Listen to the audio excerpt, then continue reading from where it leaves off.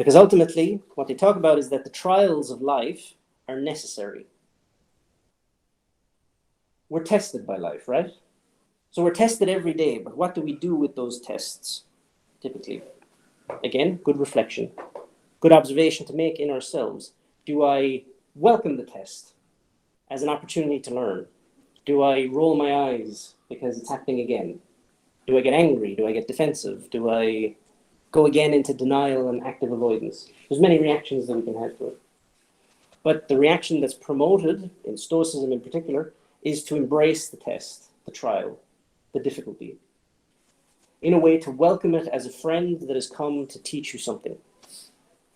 I know it sounds kind of like a radical idea, because especially if this is difficult, if this is something painful, traumatizing, if it's loss, grief, something very difficult, very challenging, okay, these are not easy things to do.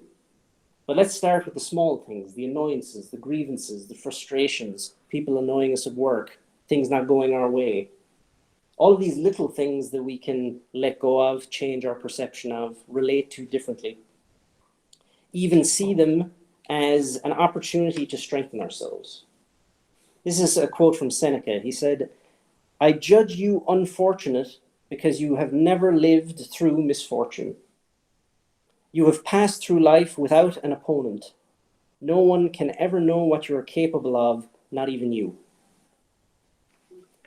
I think this is a very interesting concept when we see the level to which we sanitize life today, how much we cotton wool everything, mollycoddle everything, try to make every experience safe and good and happy and comfortable. Because in reality, what we're doing is weakening ourselves and subsequent generations more and more by removing any kind of risk, any kind of difficulty, which would help them to learn how to overcome themselves. As he's saying, if we're never tested, how can we ever know what we're capable of? So these trials, we can say, are not happening to us, rather they're happening for us. It's part of our journey of evolution that we are tested, so that we can see what we need to overcome. What's the next step in my progression? If everything was simply easy, then there'd be nothing to learn.